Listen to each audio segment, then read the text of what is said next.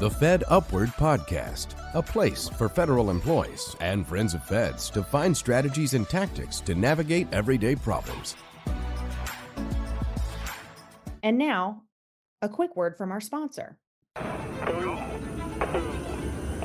From launch pads We have liftoff. to research labs, civilian Fed life leads to many places, all covered by WAPA. WAPA offers fully portable group term life insurance for current and former civilian Feds.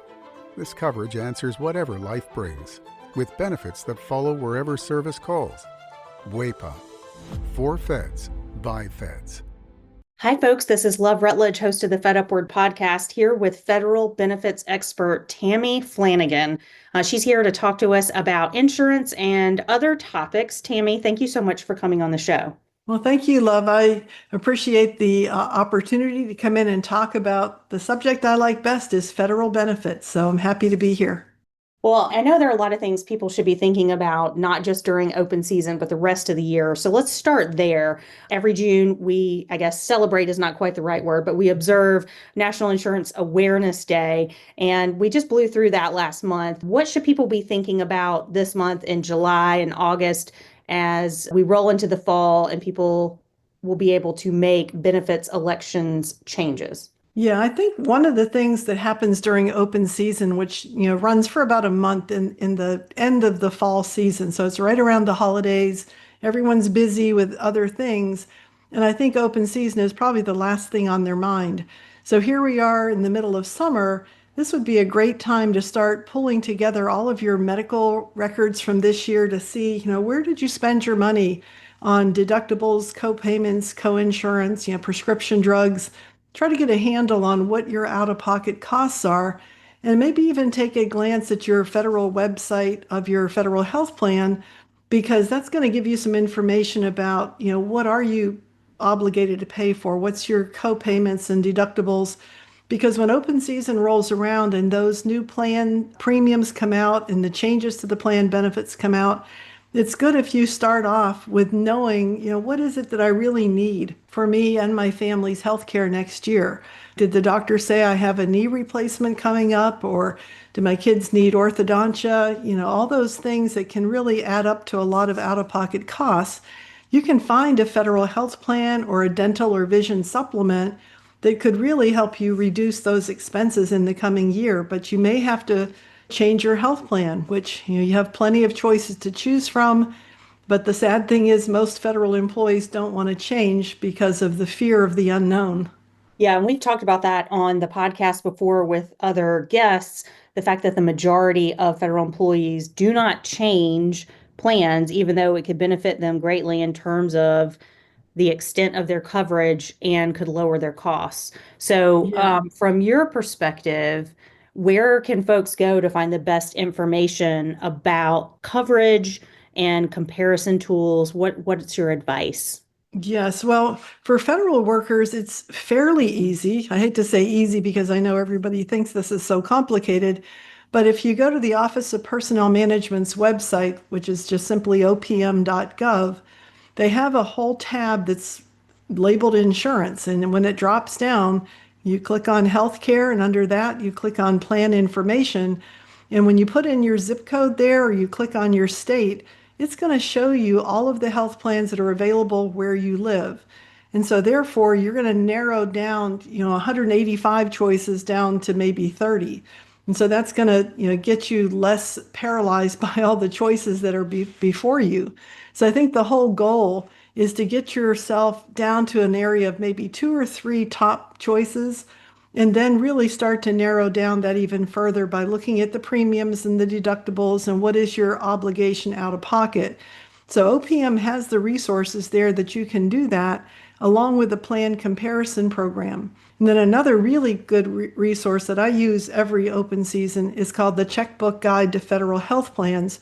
That, of course, is put out by the Checkbook magazine, but they've been in print for 40 years, I think this year is how long they've been doing this checkbook guide for the open season. But now I think it's only going to be electronic, which is fine because I really have liked the electronic version of that better.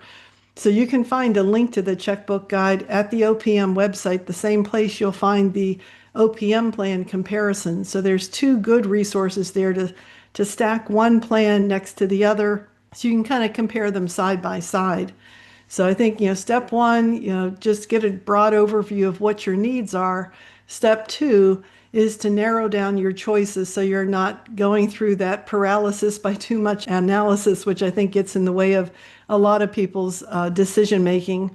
And then step three is to really drill down on those plans that really seem to best fit your needs. If you don't want an HMO, then just look at the fee for service. Or if you're going to be traveling a lot next year, find the one that has the easiest way of submitting claims overseas. There's all these things that are unique to you and your family that are going to help you pick the best plan for you.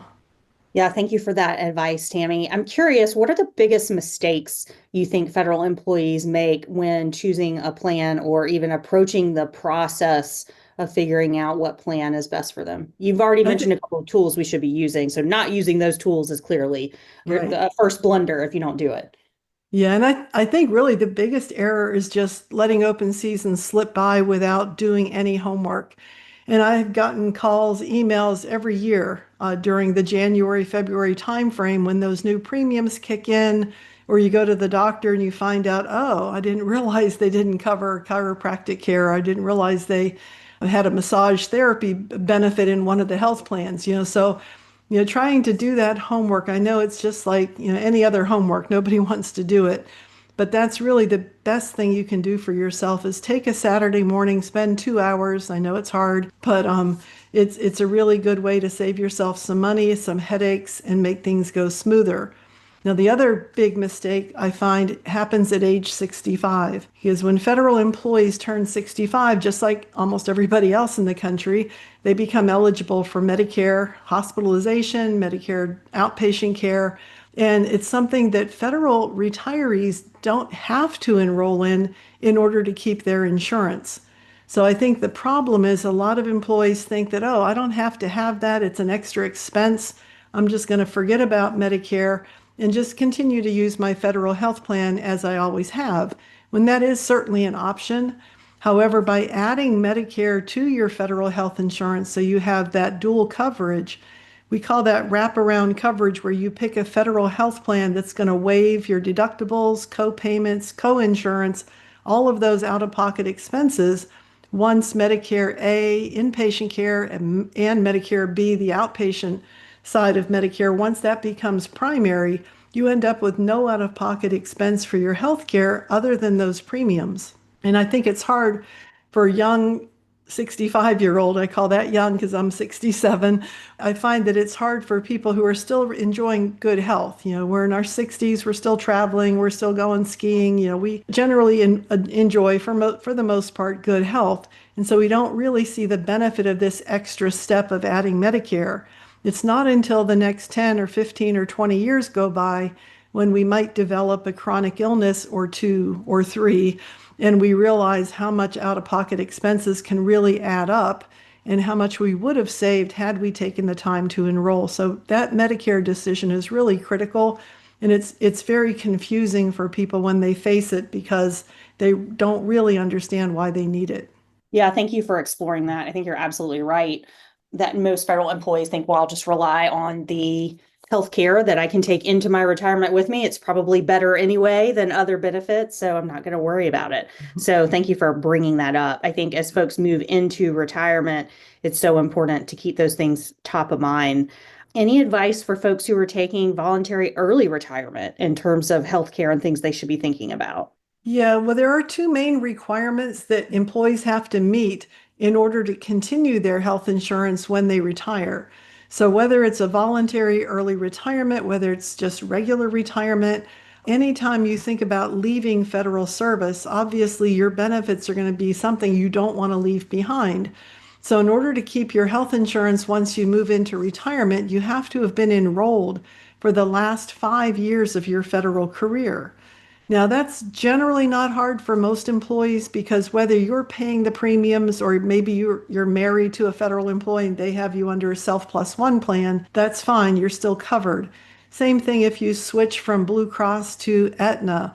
It's all federal health insurance. So as long as you're in the federal umbrella of FEHB, that would still count towards the 5 years. But if you're covered under a spouse's non-federal plan, maybe you're married and your spouse has really good health coverage through their private sector employer, so you never took the federal plan or you dropped it when your spouse got this job. Well, keep in mind, if you jump back into it, you have to work another 5 years to meet that 5-year test. And once you're retired, if you're not in FEHB, the federal plan, you can't enroll in it as a retiree. So it's really important for an employee getting ready to retire to make sure they know the rules that are required for them to keep that insurance coverage, because they then still have open seasons during retirement. They're still paying the employee share of the premium, so the government still picks up, close to 72% on average of the premiums. So it is a really wonderful benefit for retirees to have. So I think making sure you've met that rule. And the second part of that is just making sure you're eligible to retire when you leave, because a lot of folks who are taking the deferred resignation are not necessarily eligible for early retirement. They have to be at least 50 years old with 20 years of service, or any age if they have 25 years would still make them eligible. But I've seen some folks leaving before they're old enough or before they have enough service, so they're basically resigning without that entitlement to maintain their insurance.